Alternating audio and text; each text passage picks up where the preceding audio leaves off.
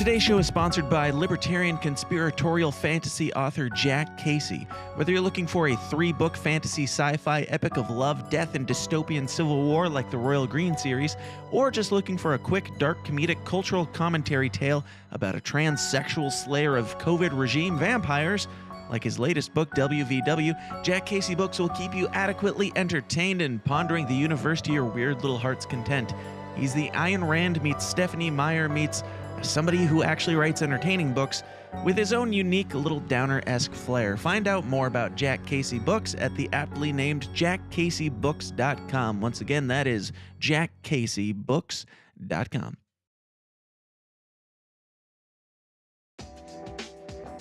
Today's episode is sponsored by Astero's cybersecurity services. These days, organizations of all sizes are targets for cyber criminals, disgruntled employees, or even nation-state attackers. Astero's performs cybersecurity services providing expert guidance to help organizations defend against threats and protect their data.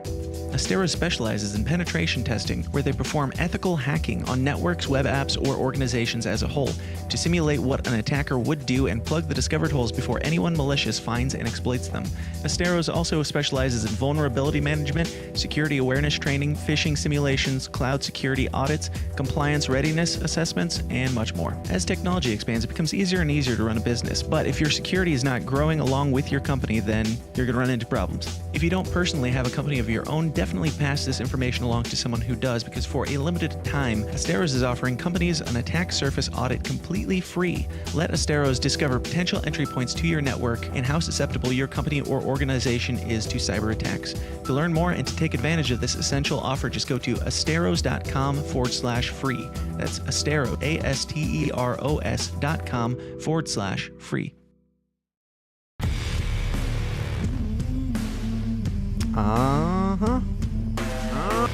Happy Stoner Easter, boys and girls. It is 420, and you didn't think 20, and you didn't think I was gonna like start on time on 420. If there were to not show up on time, I would say today would be it. We've got a lot to talk about. Welcome back, by the way. This is the least comfortable show on the web. The system is down, where we talk about all the uncomfortable topics like conspiracies, politics, religion, and news, and culture, and a bunch of theories, and a bunch of just stuff. Lots of stuff. We got a whole bunch to get to today, so we're gonna jump straight into it right after this, right after I find my button, and yeah, gonna have a fun one. So let's get weird. All I ask, if we have to give these bastards our lives, we give them hell before we do. The tragedy of our day is the climate of fear in which we live. Talking about the Salomon Brothers building collapsing. But ask the congressman to withdraw that comment and tell us that he didn't really mean that. I don't know what I said. I did not have sexual relations with that woman. The Bible commands that certain people be put to death. Thieves were possessing weapons of mass destruction. 9/11 attacks were carried out by Al-Qaeda. Handle the truth. I remember that with Matthew We're going to be looking at everything that's happened over the last week, and we're going to be pointing at it and laughing, and giving it all the due respect it deserves, which is none. Kill the music. All right. We're going to get into it in just a moment, but I got to remind you guys about one or two things. I haven't been talking about this sponsor in a bit because, I mean, they're an affiliate link and all that, so they're not like an ongoing sponsor necessarily, but I get their stuff whenever I can, and I use it almost every episode. And because it is 420, I will give a shout out to our lovely friends over at Brave Botanicals. MyBraveBotanicals.com has a bunch of promos going on today to celebrate 420.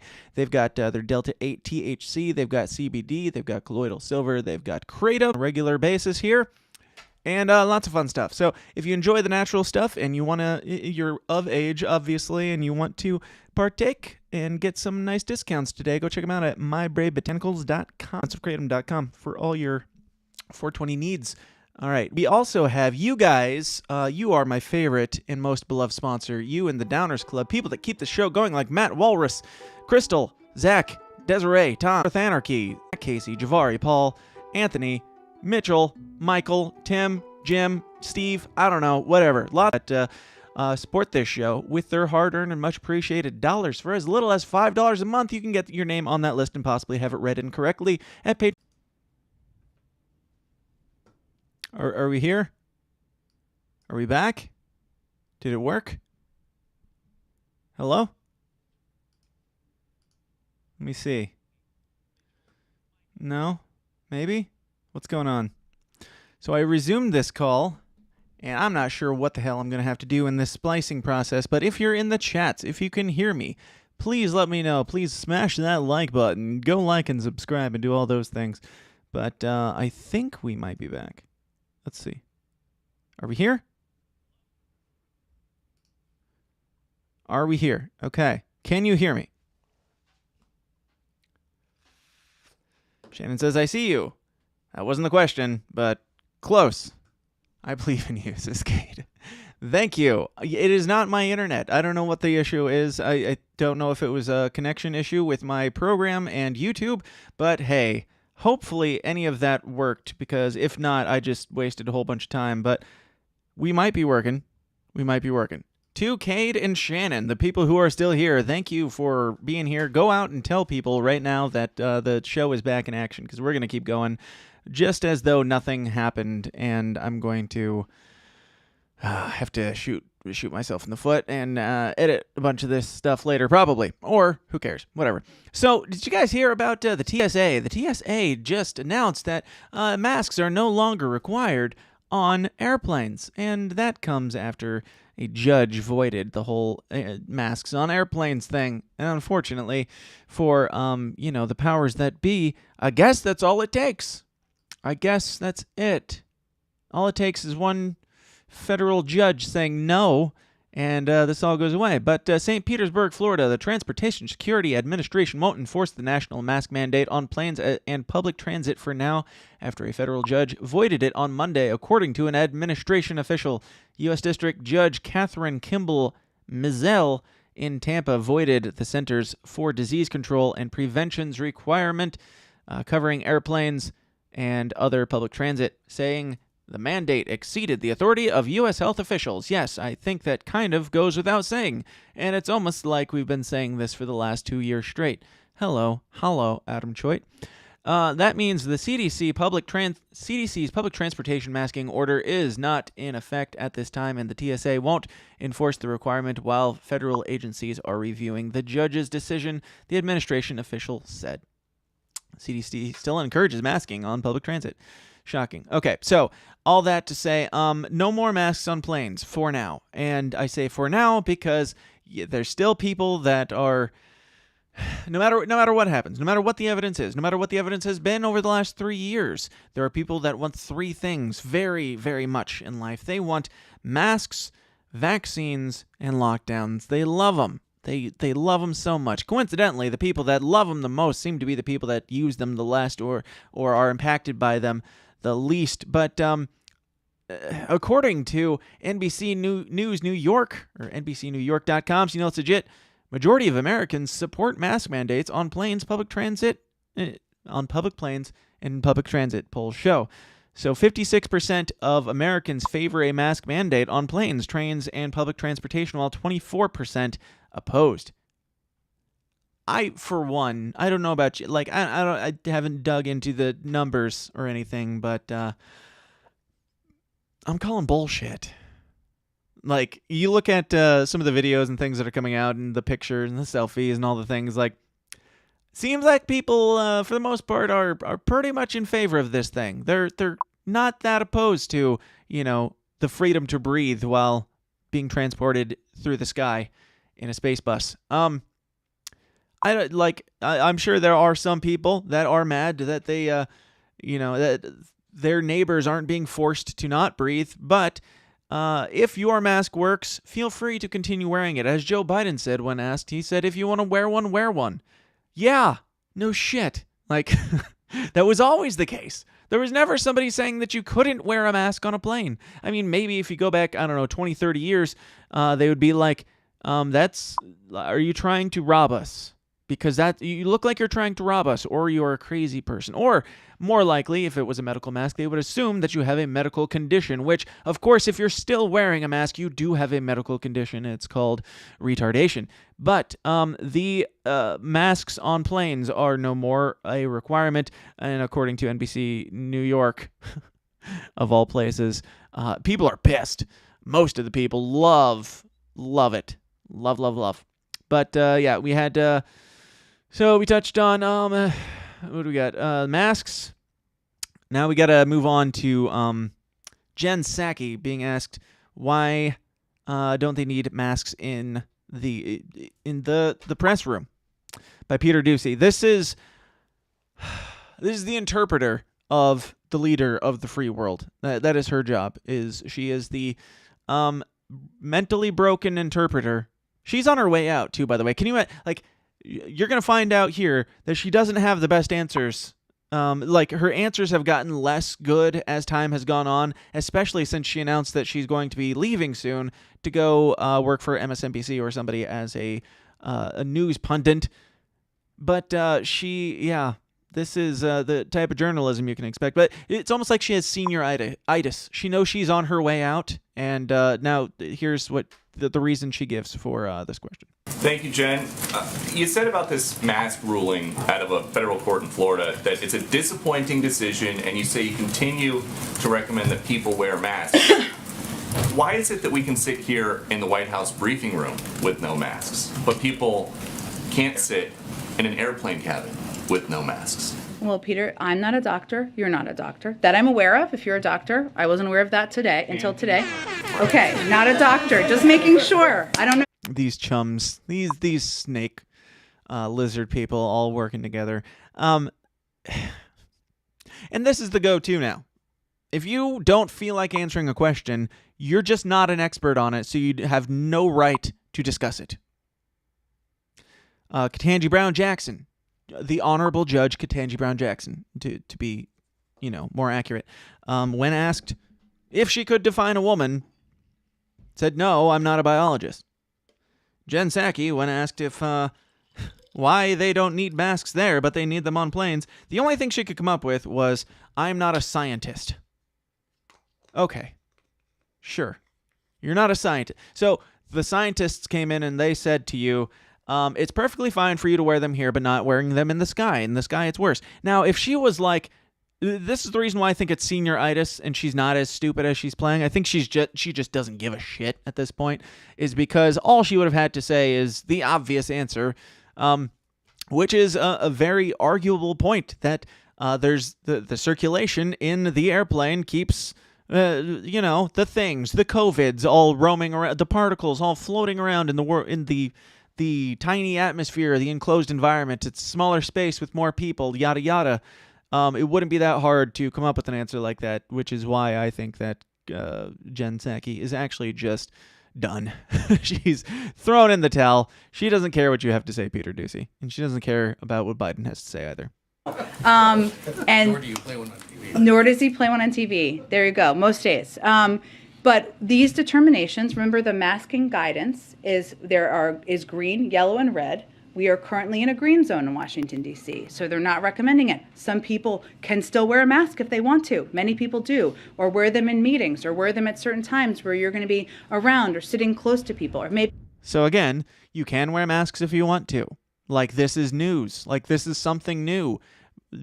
Masks existed before COVID, and people wore them if they felt that they needed to avoid risks. This is not new. Yes, you can wear a mask. Nobody was ever stopping you from wearing masks, but apparently there are some people that are trying to sue airlines now because they want to force people to wear masks because they're the ones that are uncomfortable. How about if you're uncomfortable, you don't go?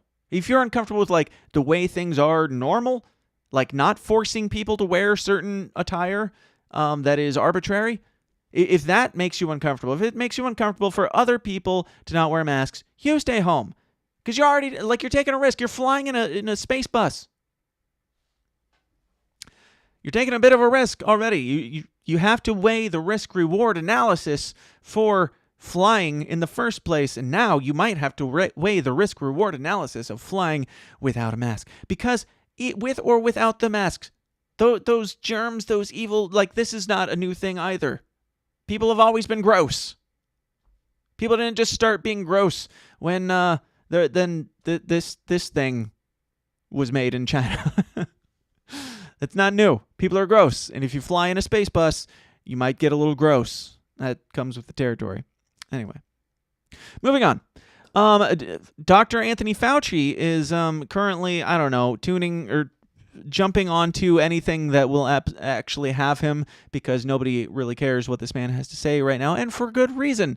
But I care a little bit when he comes out and tries to explain why China is locking down, and why what the purpose is for these lockdowns, and why I'm not. Let's just watch it. We'll find out together.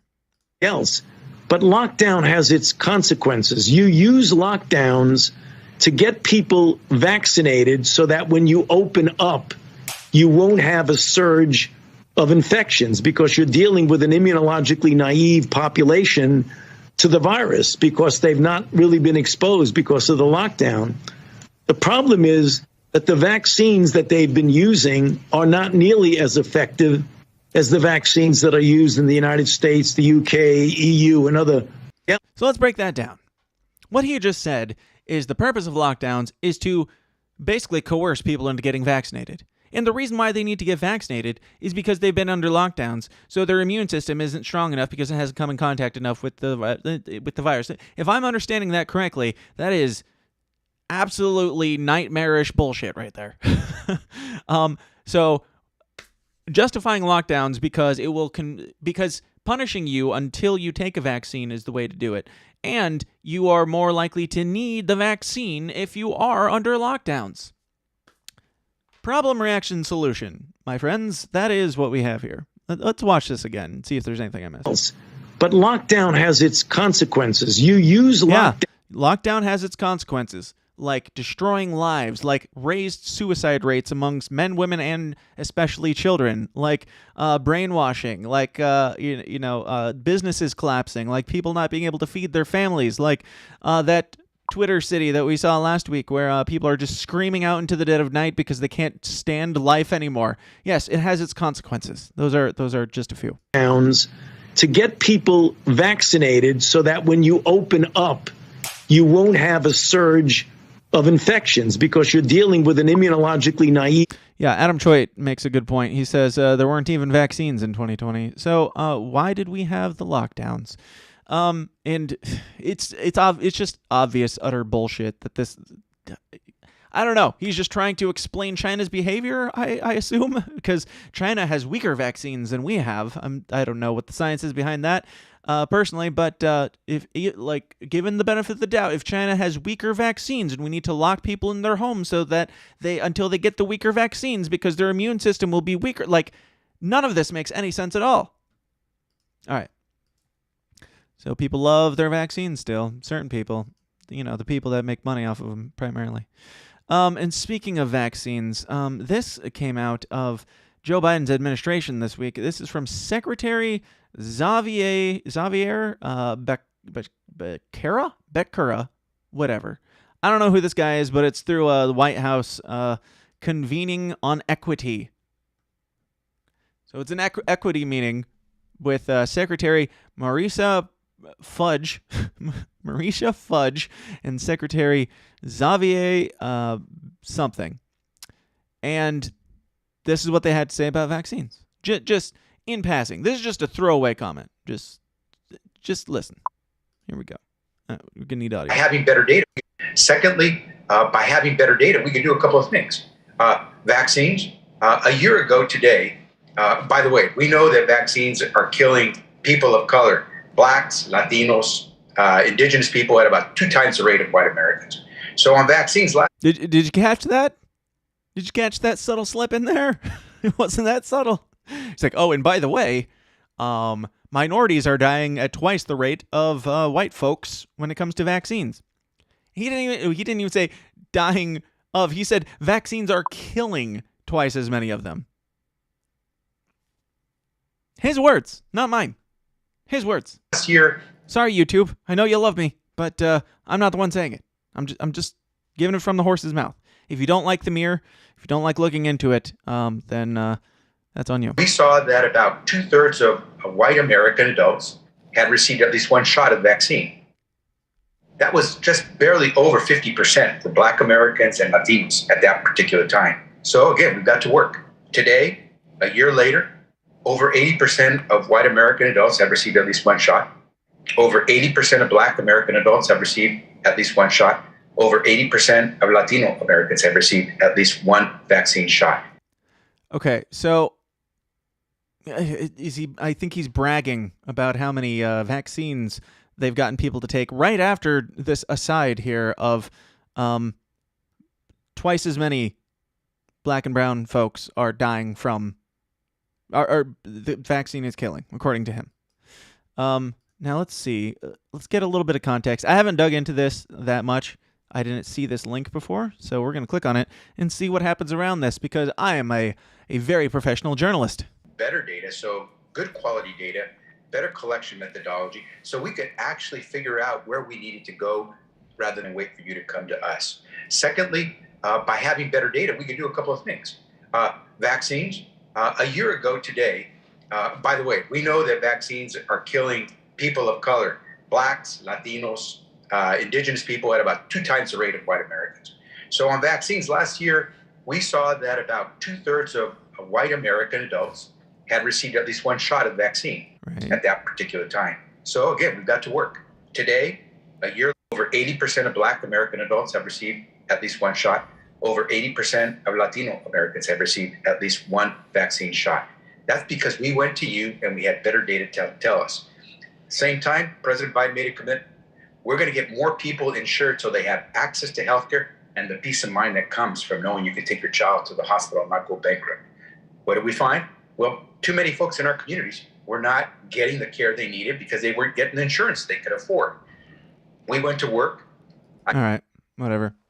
Seems like he's bragging about how many people they're sticking and how happy they are about it. I could be wrong, whatever, but just that little nugget there seems a little bit important to me. But that might just be me in my evil racist ways of not wanting minorities to die at twice the rate of white folks because of the vaccine that's being pushed on them by the elites.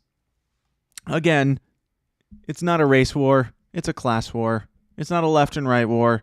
It's a class war. It's the powers that be that want you mad at the person next to you because of their skin color, so you're not focused on the people that are killing them. It's funny. Like, this reminds me of there was I went to a dentist last week or the week before. I think it was last week, early last week.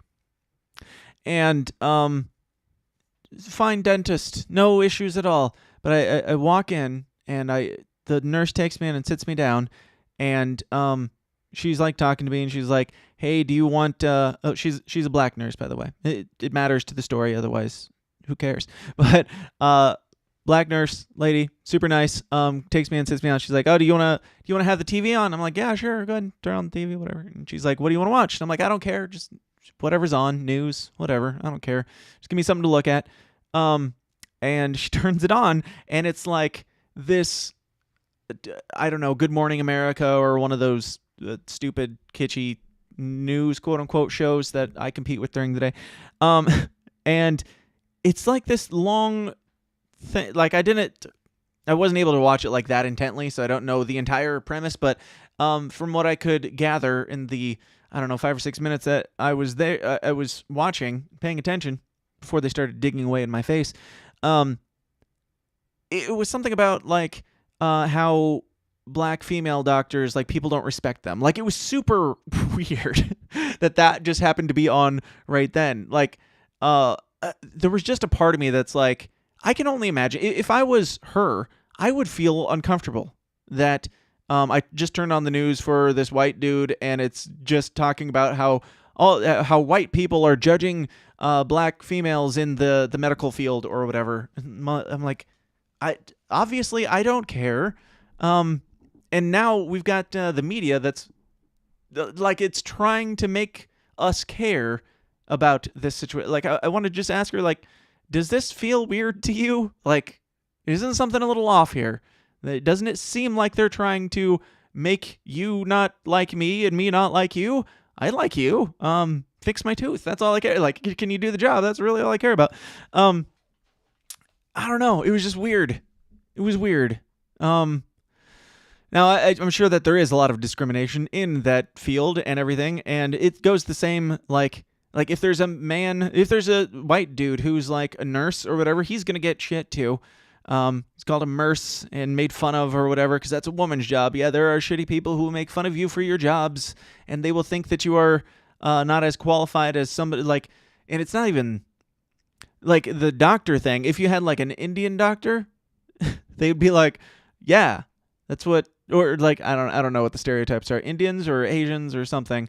There are certain ethnicities that aren't just, straight white dudes who are like, people assume are going to be better at doctoring or what have you. There are stereotypes out there. They're all,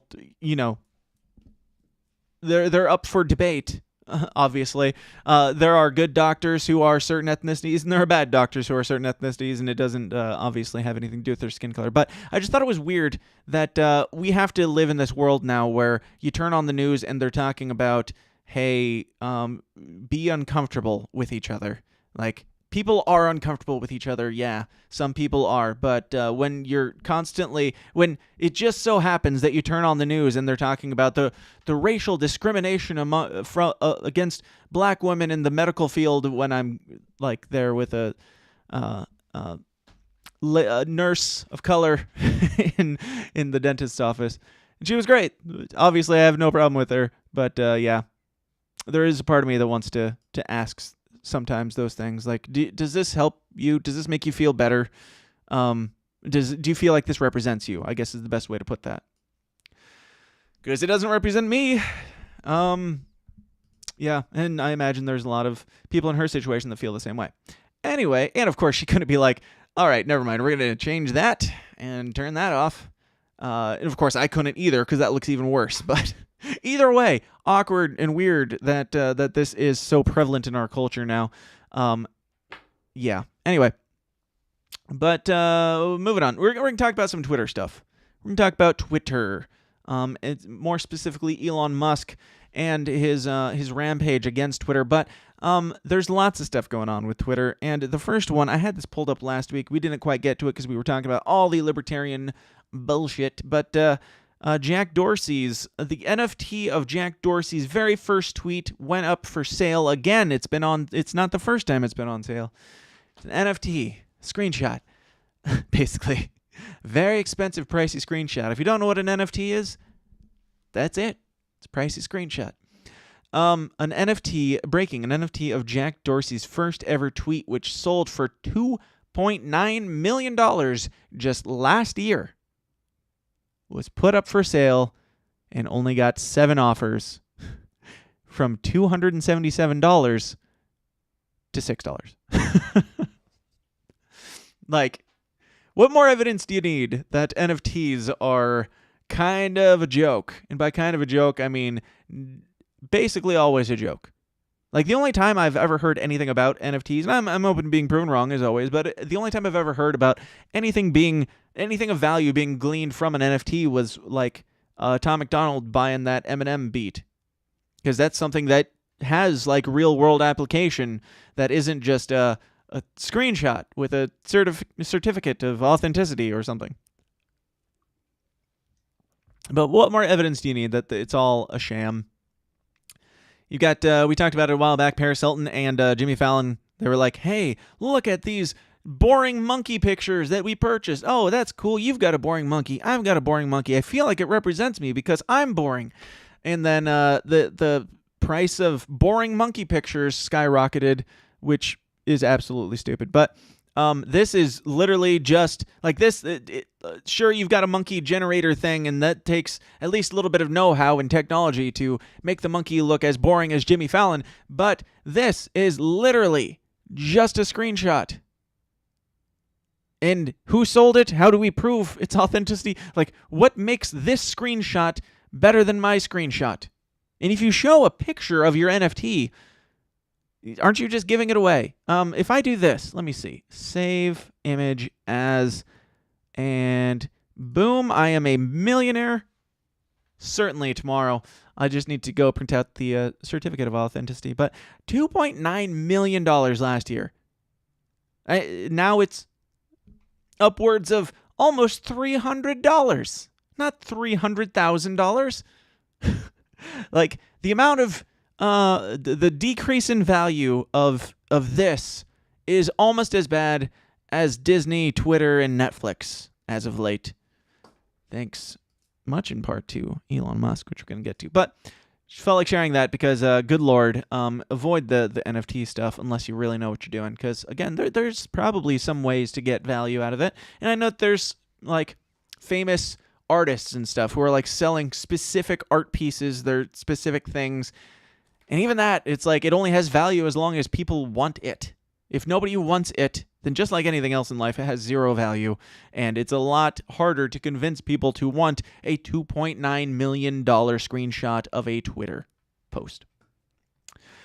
Anyway, Elon Musk, the very dastardly and very wealthy Elon Musk, has offered to buy Twitter for $43 billion. Now, I've talked about Elon Musk a lot in the past, and I have my love and my sneaking suspicions and skepticism of the guy, not just for his, like, I don't know, hokey-looking NASA footage and stuff like that, or SpaceX footage, I should say. Also for Neuralink is a little alarming, or, you know, him saying on Joe Rogan, I wish that we had, like, avoided... I tried to warn them about AI taking over and this and that, but it was too late. And now he's like, AI is taking over and I'm putting it in your brain. It's I don't know. It's just... If I take off my tinfoil hat and set that aside for a moment, I can look at Elon Musk and be like, the dude's just kind of like throwing caution to the wind and saying, fuck it all, I'm going to do the craziest, most weird and amazing things in humankind. And it is possible that the Neuralink could be very beneficial to people, like regaining limb functions. That is essentially the idea that they're supposedly shooting for, is just to make people's limbs work again that couldn't, and stuff like that. Medical stuff. Of course, you know, if you make anything, if you have any ingenuity and make something new, and it's technological especially, it's going to be used for two things: war and porn. That's it. It's a matter of, like, days before it's turned into one of those things. Sometimes both of those things. But Neuralink is going to be used probably for both of those things.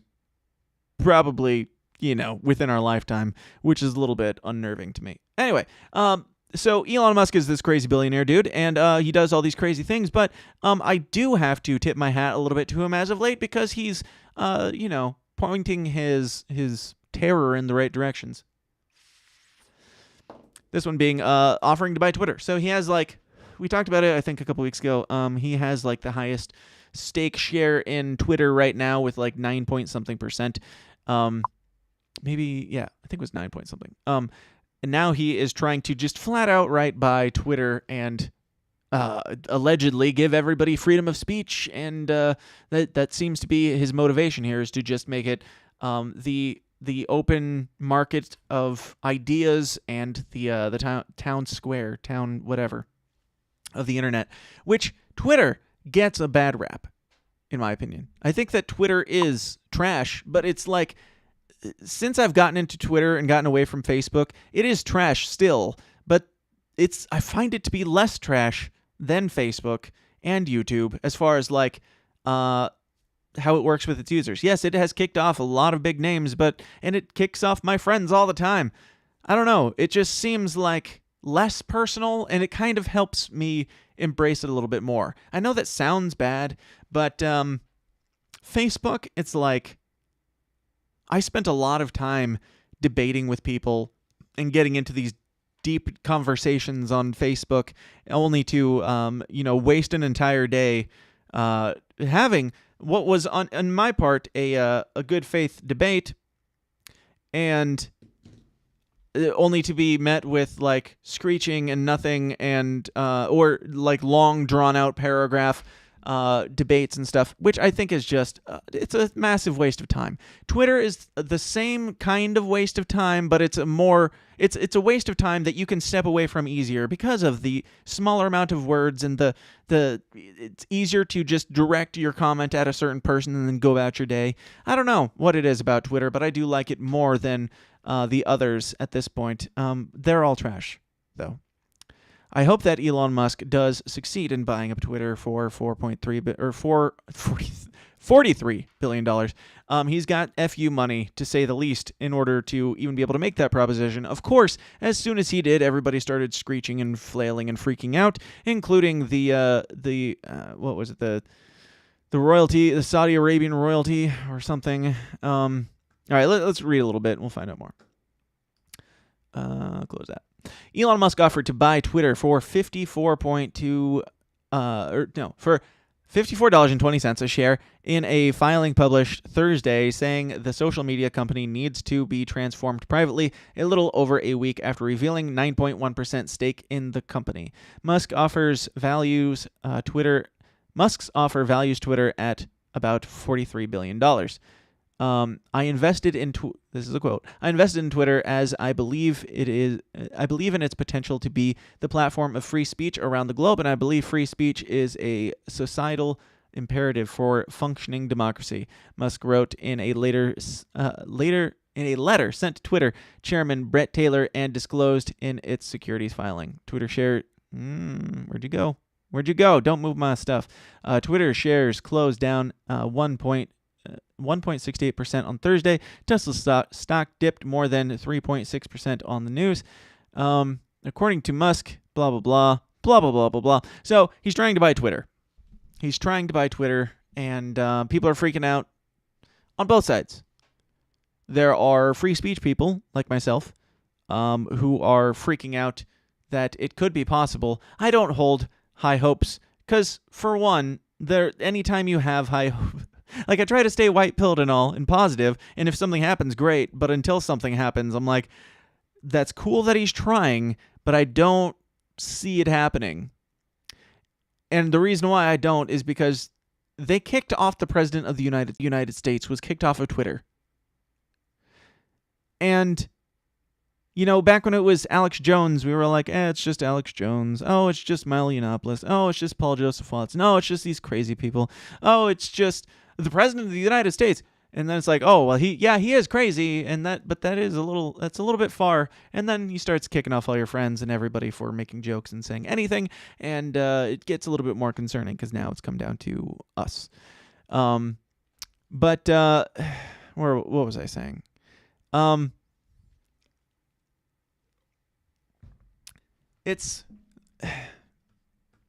hope that he does. I hope the best.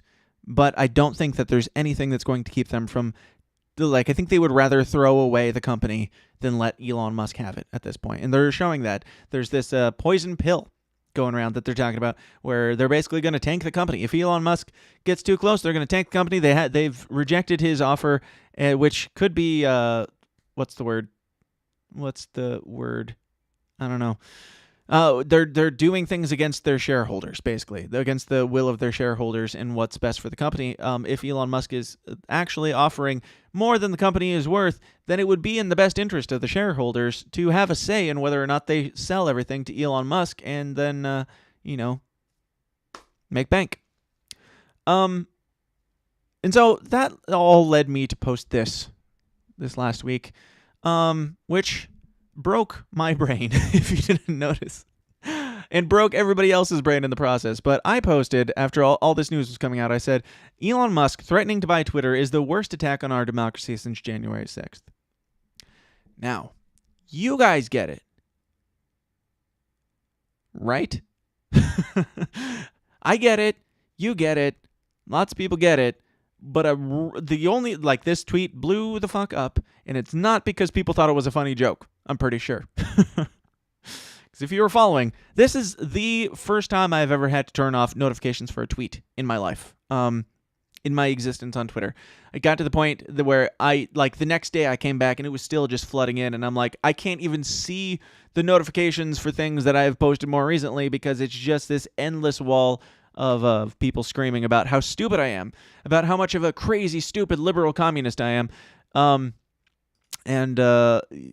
here's the impressions at 359,000 and 5,311 likes and all that fun stuff. Let's read through a few bits of this. It's endless, the amount of people. Oh, Muddy Waters Media, I'm pretty sure that was Matt who jumped in. It might have been Spike who jumped in to join the fun. But I went through and I responded for like the better part of the day. I responded to every single comment that came in with just like, "Ha, yeah, what an idiot," and "Yes, agreed," or whatever. Like when they're saying this is so stupid, it has to be satire, right? And I'm just like, there would be no way of knowing. So I did that until I got blocked. Twitter blocked me for posting beyond the daily limit of posts on Twitter, which, much to my surprise and to anybody else's surprise that I shared it with, is a thing. Nobody knew. Apparently you can only post, I'm pretty sure it's like 2,500 tweets in a day, which means I broke it. I went too hard and I broke it. But yes, everybody's... So there's some people who said like January 6th was literally worse than Hiroshima and Fukushima. Obviously those are sarcastic as well. And yeah, so whatever. I'm not going to go through all these or any of these because it's just an endless amount of people saying how stupid I am. But just know that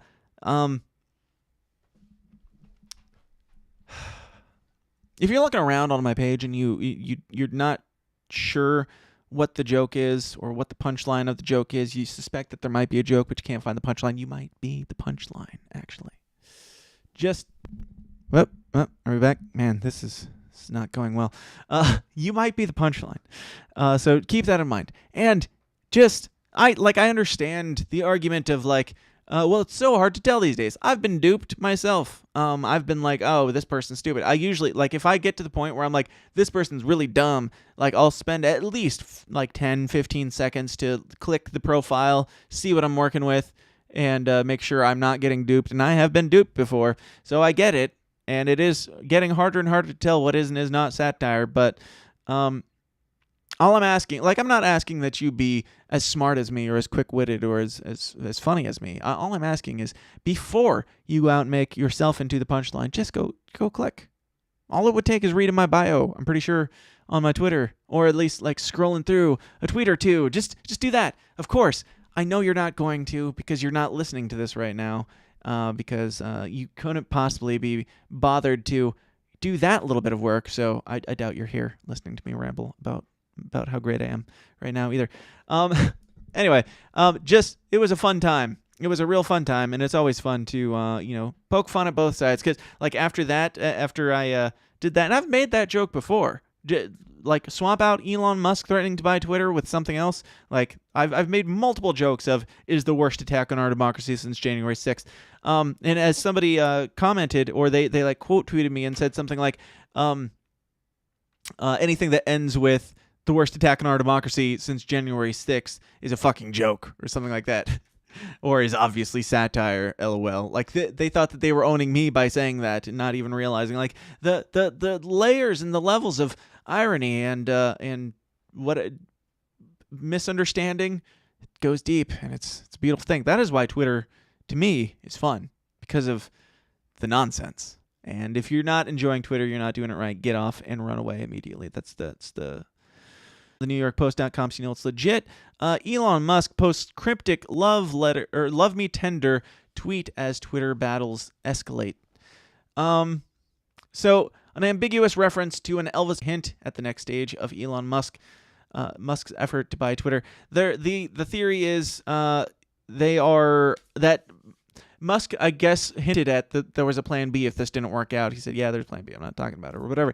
And now he's put out this love me tender thing, which could just be absolutely nothing, but it's probably code for something. They are alluding to the idea that it is him buying shares, like buying up people's shares from, like, directly from the people rather than buying it outright which could be a good workaround. But in another tweet, Musk posted an upside-down smiley face emoji while resurfacing a 2017 thread in which he asked how much it would cost to buy Twitter outright.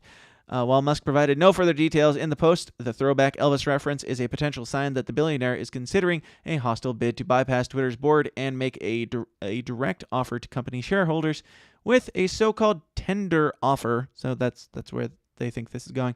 A prospective buyer pursues a takeover by publicly asking shareholders to sell their stock at a specific price. And yeah, that's pretty great. The poison pill provision, a defensive tactic frequently employed during takeover battles would flood the market with discount Twitter shares if Musk acquired more than 15% of the company. Musk currently owns an approximately 9% stake. Musk has demanded that Twitter board allow shareholders to decide whether to accept his offer, a potential precursor to a formal tender offer for control of the company. Quote, "It would be utterly indefensible not to put this offer to of directors," Musk. So he's doing some fun things. He's being a greedy capitalist in all the best ways right now. And I still have my concerns about the guy, but hey, when you're right, and I'm gonna give it to him on this one, and wait and see what happens. But as was mentioned from CNNBusiness.com, so you know it's legit, board put up a defense mechanism against Elon Musk. Here's what he could do next. This is basically the same thing. Just talking about all that fun stuff.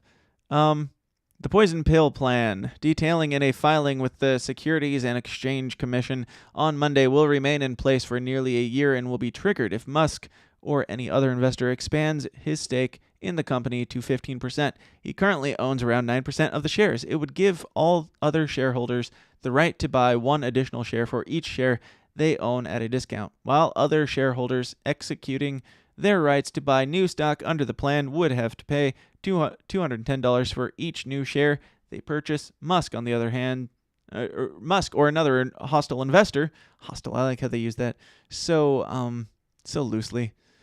What do you mean by hostile? Does that just mean like rich? Like more good at their job of investing? Because that would be all this is. That's what hostility you're describing. Would have to pay $420. Twitter's team proved Musk isn't the only one capable of spicing up a serious corporate standoff with marijuana references. Yes. Now eyes are back on Musk to see how he might respond to the board's defensive measure.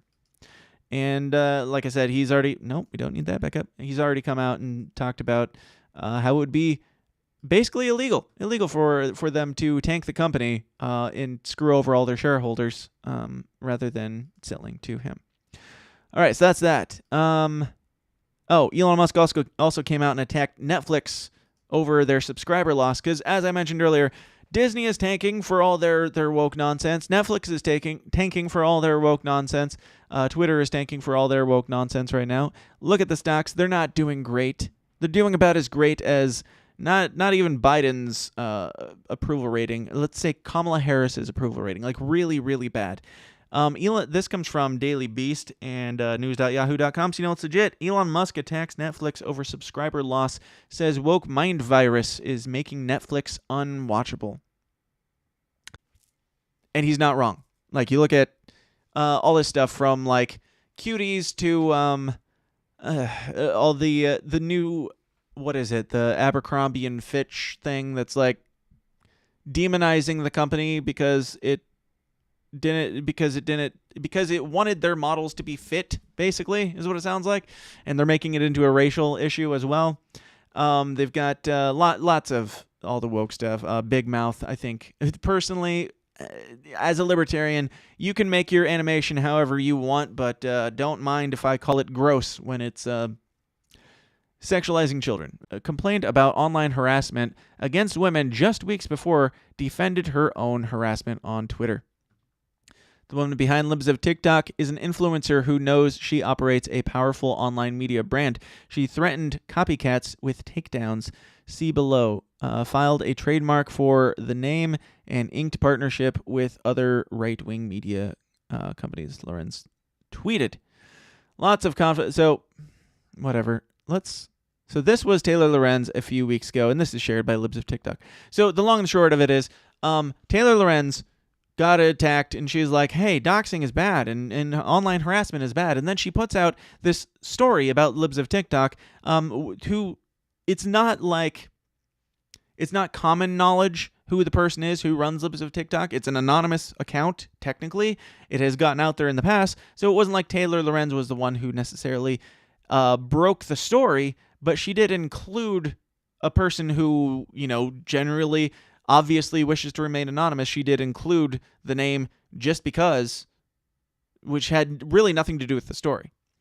But here's this. Let's see. You feel like any little piece Taylor of Lorenz, information a couple weeks ago that gets out on you will be used by the worst people on the internet to destroy your life. And it's so isolating. And terrifying. It's horrifying. I'm so sorry. You're fine. It's overwhelming. It's really hard. Now, I feel for you at the time, that would suck. That would suck a lot. And I wouldn't, I don't know much about this person. I don't think I would wish ill on her in this moment where she's getting attacked. I don't even know what she was getting attacked for. But for her to turn around a couple weeks later and do the very thing that she's bawling and sobbing about really takes some of the wind out of my empathy sails, frankly. Taylor Lorenz in the past has said, if your segment or story on online harassment leads to even worse online harassment for your subjects, you fucked up royally, and you should learn how to cover these things properly before ever talking about them again. Wow. And that's from April 3rd, 2022. Jeez. This month. How can you be so... she knew what she was doing. And online harassment is such a misnomer. I think it's a huge problem because harassment is a tool to silence people, especially women and people of color or people from marginalized identities, for speaking out. And there's that and rape threats on the daily. And it's not just Twitter. It's like every single surface, right? Like, my cell phone number getting out there, people calling, people harassing my family members, stalking me, like all of that. Wow, that's crazy. How that's gross. Let's see. Going back up to this article. Lots of comment about the harm, blah, blah, blah. Let's see. Did they actually even get into the meat of this story? It's just a bunch of stuff. Lorenz justified doxing her because the account, quote, has become a powerful cross-platform social media influencer, spreading anti-LGBTQ plus sentiment and fueling the right-wing media's outrage machine. So what you're saying is you justified it because you disagree with them, because you don't like what they have to say. And I don't follow Libs of TikTok that closely. I find it to be a good laugh on occasion. I would assume that they're probably right-leaning because of the entire premise of their platform, but from my experience, really all I've seen from Libs of TikTok is just sharing people's stuff. And again, these are people that, this is the train of thought that I got off of earlier, these are people who are flailing for attention. They're crying for attention. And I don't mean that just in a derogatory or condescending way. I mean, these people clearly are lacking something in their life to be going to these lengths to beg and plead for attention on the internet. And all Libs of TikTok is doing is giving them attention. Now, you may not like the platform that's giving you the attention, but from what I've witnessed, it's usually not even like commentary from Libs of TikTok. I hate that name. It doesn't roll off the tongue well. But it's not even commentary. It's just, look at this. Look at that. Look at that. Now, if their friend was doing that, they would love it and they would feel like they would get all the warm fuzzies inside that social media brings to your cold, dead heart. But if Libs of TikTok shares it, that is an act of aggression because, as I said, mirrors are dangerous when you can't handle it when you can't handle what you look like.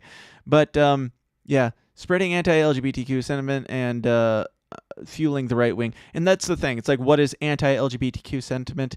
Like, there might be, I don't know. Like, I'm not saying that they don't spread anti-LGBTQ sentiment, but define anti-LGBTQ sentiment at this point. Because if you don't like kids 8 years and younger being taught secretly at school about sexual orientation and behind closed doors, if you don't like that, then you're anti-LGBTQ. And if you point that out, then people instantly call you a homophobe, and you're whatever. You're slandered as somebody who's afraid of these people. But that's all it takes. And that's why it's hard for me to take this seriously at all, because words have no meaning anymore. And that's kind of the goal, is breaking down of society. So this is bullshit. This is all bullshit. Libs of TikTok did nothing wrong.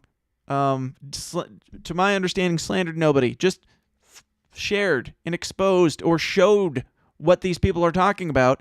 And you don't like it. You don't like what it looks like when you put you and all your collection of crazy people together in one place. It doesn't look good, and you don't like to be lumped in with that. Okay, well, stop doing it. It's like, stop begging for attention on the internet, and then you won't have this issue.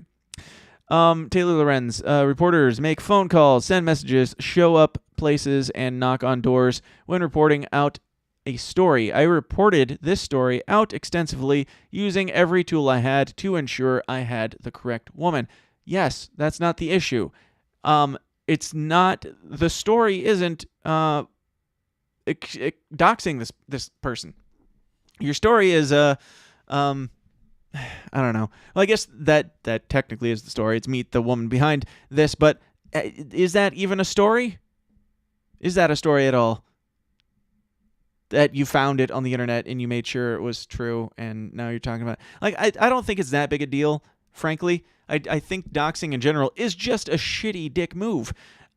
Whether you're a journalist or just some random person on Twitter, but especially if you're a journalist. And especially if you're a journalist who just was crying about getting doxed 2 weeks ago on the internet, or getting bullied, or getting harassed. Whatever. I don't care. I'm not a huge fan of either of these people, so it is what it is, and it'll be what it'll be. Now, speaking of TikTok, I'll leave you with this, and we'll take a short break before we do the after party. If you're not in the Downers Club, go get in there now. You'll have a little bit of time to do so, but I have an entire schedule for the Downers Club. We're going to talk about some Ethan Klein. We're going to talk about some crazy woke prayers. We're going to talk about Will is assaulting people again. You might think I'm talking about the article that I had pulled up last week to talk about, but no, it's another one, because he is above the law, and yeah, probably still going to be in a Warner Brothers movie. But I'll leave you with this. If you're not familiar with Libs of TikTok, I'm pretty sure a lot of what this music video came from Libs of TikTok. So it'll just give you a nice little palate cleanser and a way to help you understand what it is we're talking about here. This is Out of Your Damn Mind by 5 Times August, who has been on the show. Go back and find it if you haven't seen it yet. Had a wonderful interview with him. And yeah, we'll leave with this. We'll jump over. I got to go pick up my kid, and then I'll come back and check the link. It's in your Patreon already. It's already in there. But keep the tab open, and we'll be back in maybe, 10, 15 minutes, something like that. But here's this. Thank you guys for bearing with me today. I know it's been a rocky one. It's been a little bit rough. But hey, that's life. Sometimes the internet works, sometimes it doesn't. And again, it wasn't even my internet this time. It was, I think, the program just having a connection issue with the internet. So, or maybe a connection issue with YouTube or whatever. So hopefully everything's good, and hopefully this wasn't too much for you to bear through. And hopefully, I don't have to do a whole bunch of editing in the aftermath of this. So thank you guys for hanging out despite all the technical issues. Please help me out by joining the Downers Club and hanging out in the after party in a moment. And again, all it takes is $1, and you can come hang out in a bit in the after party live. And $5 gets you all the stuff at patreon.com/thesystemsdown. Question everything. Stay uncomfortable, guys. I will talk to you probably Monday, if not sooner. Yeah, that's that. This is 5 Times August. Out of Your Damn Mind. Libs of TikTok. encapsulated in a song. The victim wanna be the hero, looking like a miserable, confused weirdo. Think you got it figured out for everybody else when you don't even know yourself. All your selfies ain't no revolution, they're slowing down our evolution. I suppose I need to apologize, and if I don't, you hope and wish I'd die. Oh, cool, another rule made up by a teenage rebel who loves big tech, big fun, big gov, big laws. Gonna talk about it on their new blog. You've gone out of your damn mind, kid. Nobody cares about what you want. So you cry, not true, I'll fact check you. Getting your opinion approved by some desperate, faceless, nameless, brainless intern writer for the fake news. Hey, you're out of your damn mind. Nobody cares about what they say. Oops. Yeah, I keep clicking onto the wrong screen. There's that. What do you say? What do you say? What can you say that's nice anymore? You guys, be nice, be loving, be a loving person. Don't hate people for mental disorders, but also don't go along. Don't live in their delusion. That's all. Like, love people, embrace them, maybe help them out if they're stuck in a cult. Help them out of it. But you don't get people out of cults by yelling and screaming about how they're in cults. I have nothing against any of these folks, but I do hope the best for them, and I think the best for them is not this right now, but whatever. It's been a fun one, guys. I'll see you guys in a bit. Until then, question everything, stay uncomfortable. See ya. Hey guys, thanks for watching. Be sure to like and subscribe on your way out and help us change the world one uncomfortable conversation at a time. And if you like what you hear and you want to hear more, go join the Downers Club at patreon.com/thesystemsdown for bonus episodes of the show every single week. Until next time, please continue to question everything, stay uncomfortable, and I'll talk to you then. Thanks. This has been a Goulash Media production. goulashmedia.net. This concludes our broadcast day. Click.